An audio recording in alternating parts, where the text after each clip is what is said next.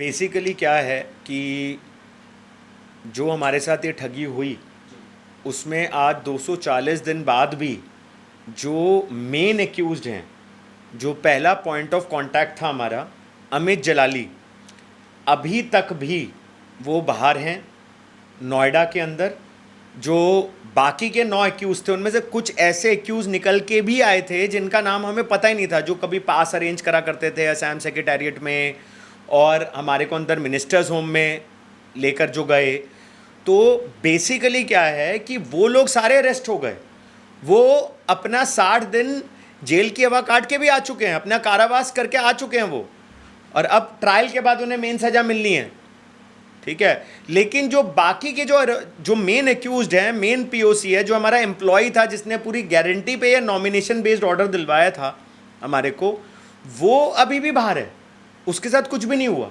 Cross आज तक उसको जो है क्वेश्चनिंग के लिए भी पुलिस ने नहीं बुलाया, और इस चीज़ का आंसर मुझे नहीं पता कि पुलिस उस चीज़ में डिले क्यों कर रही है। वो पुलिस जिन्होंने 9 दिन के अंदर अंदर 9 एक्यूज्ड को पकड़ लिया, इवन एक एक्यूज जो बैंगलोर के अंदर फंसा हुआ था, छुपा पड़ा था, उसे भी पकड़ के ले आए, लेकिन जो मेन एक्यूज्ड वो नोएडा के अंदर आराम से घूम रहे।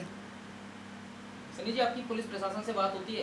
पुलिस का क्या आश्वासन रहता है इस केस को लेकर? देखिए, मैं पिछले 240 दिनों में 20 बार चक्कर लगा चुका सैम के, केस चल रहा है, वकीलों के भी खूब सारे खर्चे हो रहे हैं, ठीक है। और साथ साथ में मैं खुद जाता हूँ क्राइम ब्रांच में, वहाँ पे रिक्वेस्ट ही करता रहता हूँ कि सर आप कब अरेस्ट करेंगे, कब अरेस्ट करेंगे। तो मुझे यही सुनने को मिलता है कि अभी ऊपर से ऑर्डर नहीं है, अभी ऊपर से ऑर्डर नहीं है, अभी सीपी सर से ऑर्डर नहीं है, अभी कहीं से ऑर्डर नहीं है, तो हम क्या कर सकते हैं, हमारे हाथ बंधे हुए हैं। तो अगर ये वाले हाथ बंधे हुए थे तो आपने बाकी के 9 जो एक्यूज थे उनको क्यों अरेस्ट किया? जो असम के सीएम है वो जीरो टॉलरेंस की बात करते हैं कि हमने भ्रष्टाचार मुक्त असम बना दिया, तो उनके नाम पे, उनके सेक्रेटरीट के नाम पे इतना बड़ा भ्रष्टाचार हो रहा है, तो वहाँ लगता है कि जीरो टॉलरेंस नीति कामयाब होगी। सर देखिए, मैं यहाँ पे सरकार को इस केस में मैं दोषी नहीं ठहरा सकता, क्योंकि ये जो मिनिस्टर्स होम के अंदर हुआ उस समय एक्चुअल जो मिनिस्टर थे जोगेंद्र मोहन जी, वो अवेलेबल नहीं थे। उन्हीं के नीचे वाले लोगों ने पैसे खा के सेटिंग करके वो हमारी एंट्री करवाई, और फेक जॉइंट सेक्रेटरी अंदर बैठे हुए थे। मिनिस्टर साहब को तो ये पता भी नहीं था, और जैसे ही उन्हें पता चला उन्होंने अपने जूनियर्स को निकाल दिया, अपने ओएसडी को अगले दिन निकाल दिया। और असीम दास जो बीजेपी एससी मोर्चा के जो सेक्रेटरी थे, उन्हें बीजेपी ने 24 घंटे के अंदर दरखास्त कर दी, उनको रिज़ाइन करवा दिया, ज़बरदस्ती बोला रिज़ाइन करो, और फिर उनकी जेल हुई। तो ऐसा नहीं है कि गवर्नमेंट ने एक्शंस नहीं लिए, लेकिन हाँ, ये जो 2 मेन एक्यूज्ड हैं, मेरी सरकार से यही गुहार है, सीएम साहब से, उनका एक वहाँ पे विजिलेंस सेल भी है, कि ये बात वहाँ तक पहुँचे। और 2 मेन एक्यूज पुलिस क्यों नहीं अरेस्ट कर रही है, उस समय क्यों जल्दी से काम हो, और अब ये जो मेन एक्यूज है अमित जलाली, उनको क्यों नहीं अरेस्ट कर रहे हैं, जो मेन पॉइंट ऑफ कांटेक्ट था, जो हमारा एम्प्लॉय था, जिसने गारंटी दी थी कि मैं नॉमिनेशन बेस्ड ऑर्डर दूंगा। कमी किसकी लगती है आपको, असम सरकार की या नोएडा सरकार की? सी देखिए, जो क्राइम हुआ है वो तो असम में हुआ है, तो नोएडा पुलिस को भी अरेस्ट वो तब करेगी जब वहाँ से डायरेक्शंस मिलेंगे, ठीक है। अगर बड़े बड़े स्कैम्स जैसे हुए, वहाँ पे शेयर ट्रेडिंग का स्कैम हुआ या और सारे स्कैम्स हुए, तो उन्होंने गोवा से, बेंगलोर से, इस वाले केस में भी और जगह जाके पकड़ा ही ना, तो नोएडा क्यों दूर है, वहाँ पे क्यों नहीं डायरेक्शंस मिल रही हैं? यहाँ पे तो लोगों के जो अक्यूज हमारी एफआईआर में नहीं थे उनको भी अरेस्ट कर लिया, तो उनको क्यों नहीं करें? तो कहीं ना कहीं दिक्कत मेरे को जो है असम पुलिस की लग रही है। मुझे नहीं समझ में आ रहा, ये बहुत बड़ा क्वेश्चन मार्क है कि क्यों हमारा जो मेन पीओसी है उसको अभी तक अरेस्ट नहीं करा गया। जैसा आपने बताया कि शासन प्रशासन कह रहा है कि ऊपर से आदेश नहीं आए, तो क्या लगता है कोई पॉलिटिकल दबाव है? सी पॉलिटिकल दबाव तो मैं नहीं कह सकता, अगर पॉलिटिकल दबाव होता तो बाकी लोग क्यों अरेस्ट होते?